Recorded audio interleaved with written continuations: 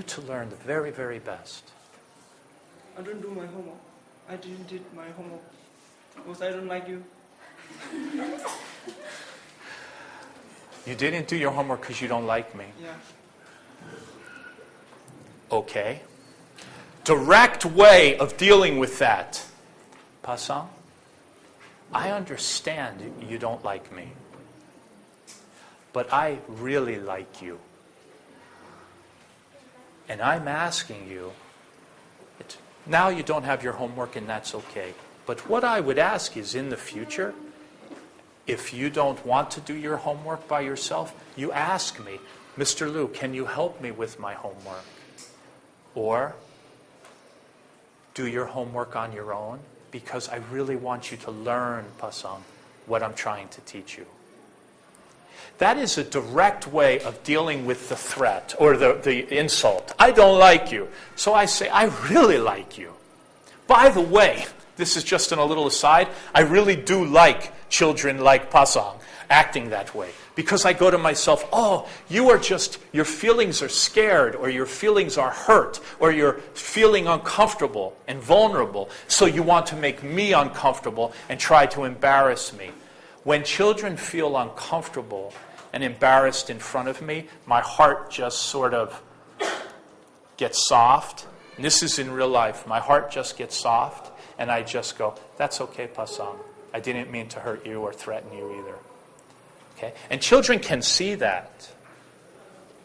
Okay? An indirect way, now, Passant, I'm going to ask you to be very strong about not liking me. Okay? Passant is such a kind student that he's having a hard time going, at me. So, I'm giving you permission to do that. Okay? In this exercise. Now, this is an indirect way of addressing insults or trying to hurt the teacher's feelings. Passant, can you show me your homework, please? I didn't do my homework. You didn't do any of it? Yeah. Passant, when I send home homework, it's really important that each student do it because you're so smart. I would really like you to be able to learn the most you can with me. But I don't want to do my homework. I don't want to study. Because I hate you. That's okay, Passant.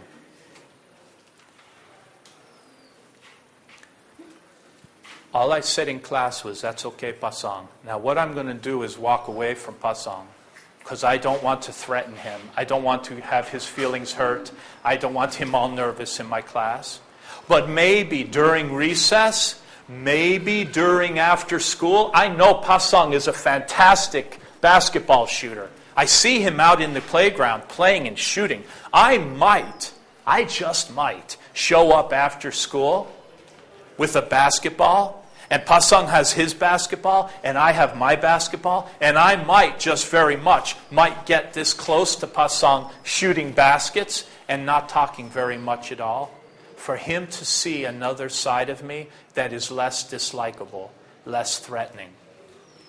Basketball might be the way, and I know he is really a very good basketball player, that might be a way of joining with Passant without and without too much talk, for him to feel comfortable on his strength zone. His strength zone is basketball, and so I may play with him and not say much at all, but just let him get to see Mr. Liu in a different way. That might establish the seeds of relationship that grow in a learning environment. Does that make sense? Okay. Thank you very much, Passant. Let's give each of these students a hand, please. Very, very helpful. When students act with competence, recognition, and well-being, we are setting the seeds of self-esteem, self-confidence, and self-encouragement in play. That is what we're doing. So, what we're going to do in class here today is we're going to show what that looks like. Okay? So could I have 3 volunteers? Can I have actually 6 volunteers come up to the center of the room?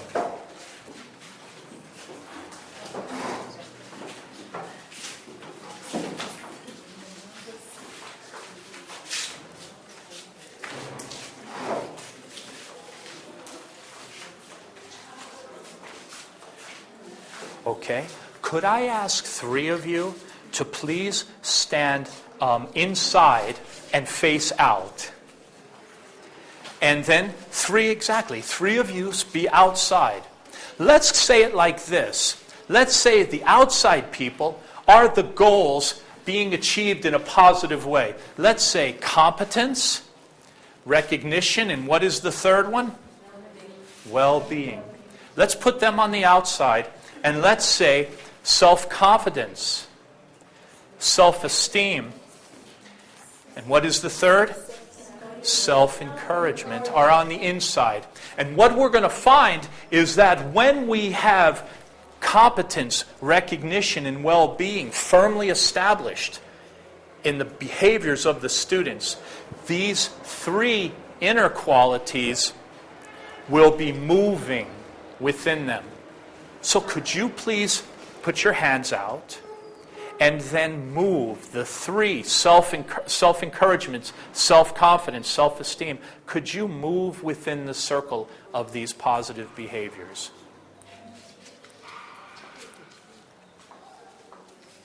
When we see those 3 moving inside of functional behaviors, we have effective education.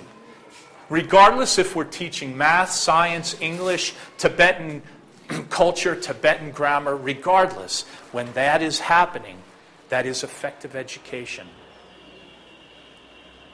Okay. Let's give all 6 of these students a hand. Thank you much.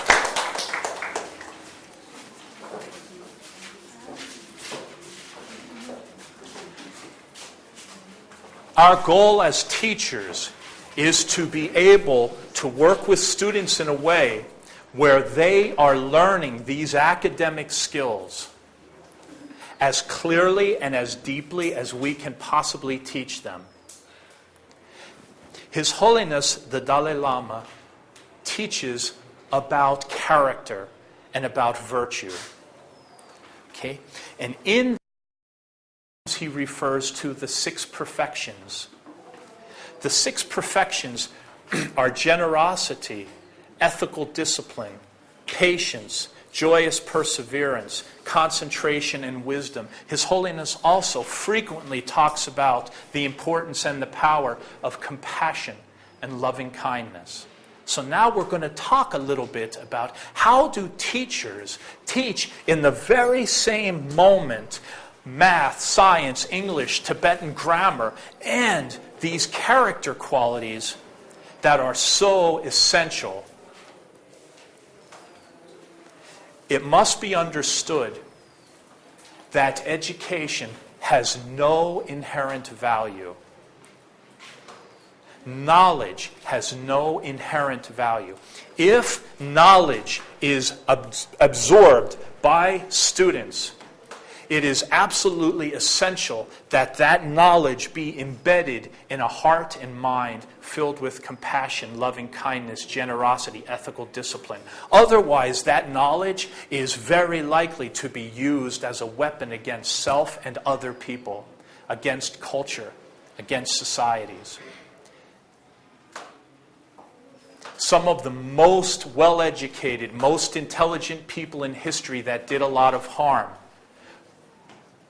moved with an education very powerful, moved with an understanding of the world that was exceptionally clear, but they moved without compassion, they moved without loving kindness, they moved without generosity, and did much harm to very, very many people. So it's essential we as teachers, when we're teaching, we teach both skills. Know your math, know your science, know your history, know your grammar. And know yourself. Know the 6 perfections. Know compassion in your own heart. Know loving kindness in your own heart. In the lessons, we must understand that misbehavior only comes when generosity, ethical discipline, patience, joyous perseverance, concentration, wisdom, compassion, loving kindness are missing. If this circle is a child and this circle is full of compassion and loving kindness, it has no room for misbehavior. There's no room for it because it's already full. So teacher's job is not just to teach subjects, but to fill the children's hearts and habits and behaviors with love and compassion. And then we will take education, and it will be nothing but a tool for the benefit of self and our people and our societies. Okay? We must expand students' focus. When a student is listening to a lesson, it is essential that a student, not just the student's intellect is being engaged, but also the student's heart is being engaged in a mutually supportive way.